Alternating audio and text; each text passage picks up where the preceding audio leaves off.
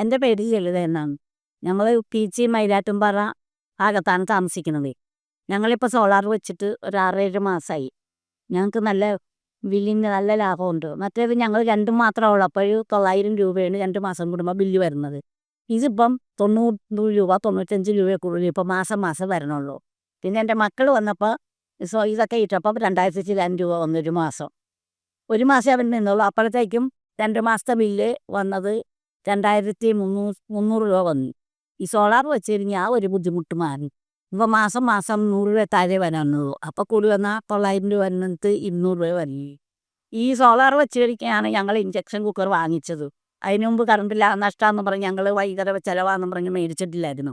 ഇപ്പോൾ എല്ലാ വെള്ളം തിളപ്പിക്കൽ, കുടിവെള്ളവും ചായ സർവ്വതും ഞങ്ങൾ ഇൻഡക്ഷൻ കുക്കറിലാണ് വയ്ക്കുന്നത്. അത് കാരണം 2 മാസം ചിലവാകുന്ന ഒരു ഗ്യാസ് ഇപ്പോൾ 4 മാസമായാലും തീരുന്നില്ല. അങ്ങനെ ഒരു ലാഭം കൂടി ഉണ്ടായിട്ടുണ്ട്.